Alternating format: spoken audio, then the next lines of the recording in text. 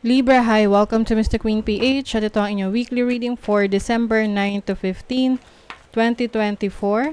If you're interested in private readings, meron tayong link sa description at sa pinned comment. Paka-check nyo na lang information kung paano mag-book for a private reading. Ayan, so let's see what's coming to you, Libra, this week, December 9 to 15, for Libra. Uy, healthy body. So, maaring you are focusing on improving your health, no? Yung iyong kalusugan. Gusto mo mas malakas ka, malusog, masigla. Maaring yung iba sa inyo, kayo ay nagsisimula ng mag-workout or gumawa ng mga routines na magpapalakas ng inyong katawan. Oo. So, mas nagiging health conscious kayo. Let's see what else. Shine, ayan. So, I think marami ring makakapansin sa mga pagbabago, no, sa inyong sarili. Maaring may kita nyo yung resulta ng pinaghirapan ninyo na, alam mo yun, mas nagiging young looking ka, mas nagiging attractive ka. And this can also mean na you are shining because of your creativity, because of your talents, your skills. So, mas maraming nakakapansin sa'yo ngayon. If you are in social media or in working in the public office or public life ka, no?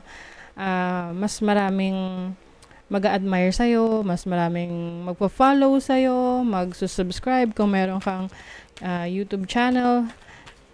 Marami pang iba, no? So you are attracting mga admirers. Oo. Siguro dahil na rin sa efforts mo, tapos parang yung iba sa inyo may sinurprise kayo sa inyong journey, no? Sa inyong health and fitness journey. Na nung nakita kayo, wow, Libra, ang ganda. Ang ganda ng improvement sa iyong sarili, o 'di ba? So, ngayon, marami nag-admire sa iyo. Flexibility. Oh, this makes sense. I think, yung iba sa inyo, hindi nyo to basta ginawa lang dahil gusto nyo lang for aesthetics or mas maganda kayong tingnan. It's also about your flexibility na, 'di ba?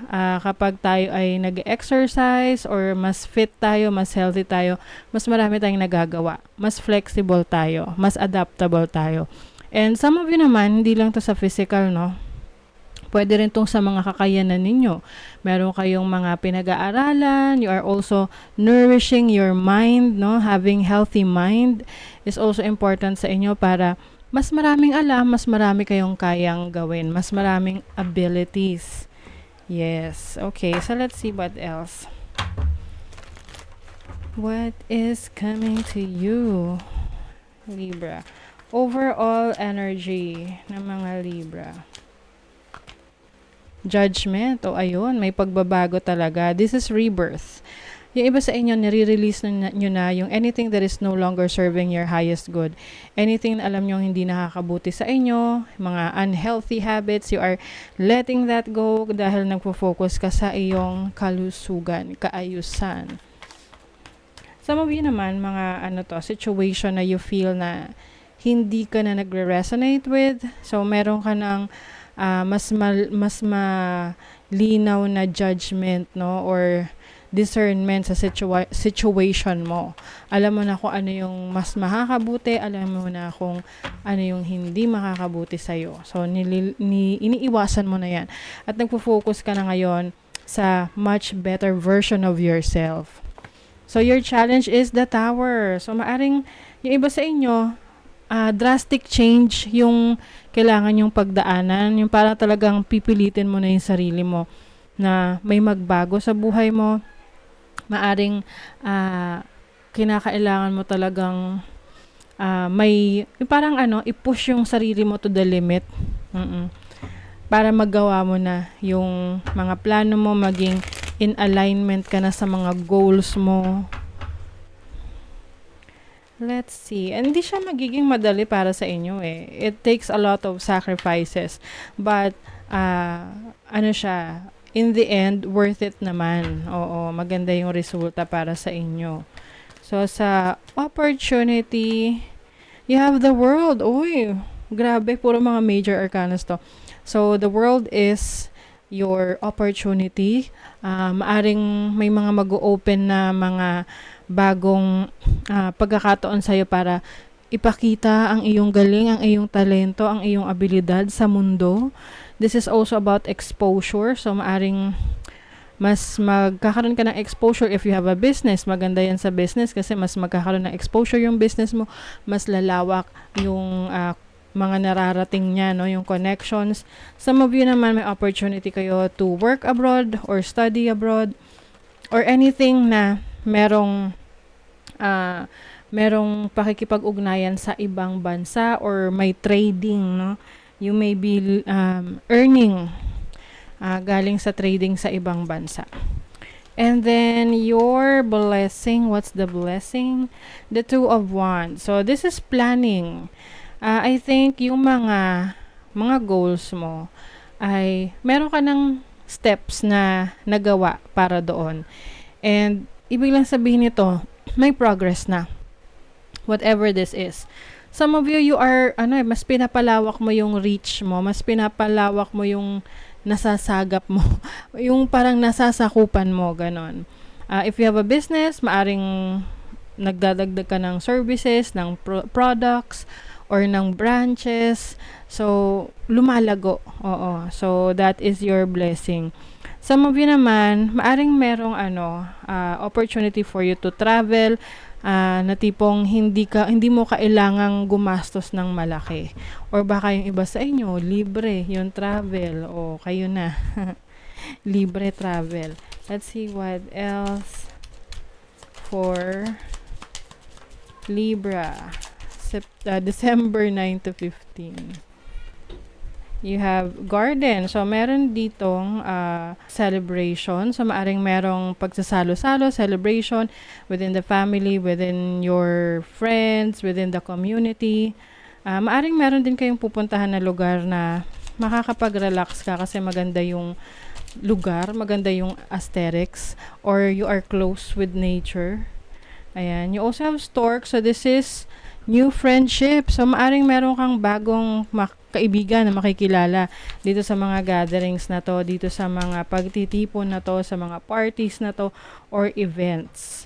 Ayan. This is also a signal for change. So, yung iba sa inyo, merong changes. I think, alam naman natin ano yung changes na yan because of the judgment card. So, this is, I think itong change na to is sarili mo talagang, sarili mong effort. Hindi to yung tipong hinintay mo lang na pagbabago. Ito yung pagbabago na ikaw mismo yung gumawa. Ikaw mismo yung nag-take action. And then you have the fish. Oh, alam niyo yung fish. This is a very positive card or energy dahil about fortune ito no? So kung may mga projects kayo, let's say may business kayo, meron kayong investment, merong fortune, merong magandang kahihinatnan itong mga proyekto ninyo. Oo. So, dreams are coming true para sa inyo. Ayan. And then, let's see the energies for your money, career, finances for Libra. Volunteer, sharing is caring. So, yung iba sa inyo, maaring kayo ay tutulong, no, sa iba, may magdo-donate kayo ng inyong mga resources, pwedeng pera, pwedeng in kind, no, mga, lalo na ngayon dahil magpapasko na. So, you are going to share your blessings sa iba.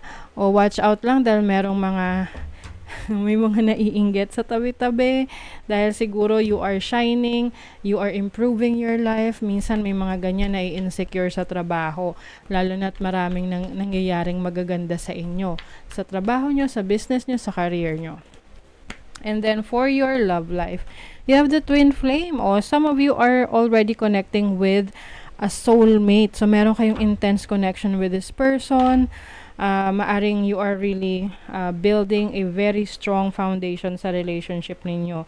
If you're single, there's a possibility na itong makikilala mo, no, sa mga events na pupuntahan mo, maaring this is your twin flame, your soulmate connection, your soulmate na partner mo, na malaking potential na maging very strong and serious relationship. Okay. A tranquil spirit comes with accepting inner dichotomy. So, yung inner dichotomy is yung pagkakaiba natin, no? Kahit na meron tayong pagkakaiba, we still accept each other dahil ganun naman talaga eh. Minsan meron tayong hindi pinagkakaintindihan pero meron din tayong mga bagay na nag-a-agree tayo. So, for you, balance, no? Okay sa inyo yung pagkakaroon ng pagkakaiba, but also you are encouraged to see makita yung mga bagay na magaganda doon sa pagkakaiba-iba na yon. Okay? So that is your reading, Libra. Thank you so much. Bye.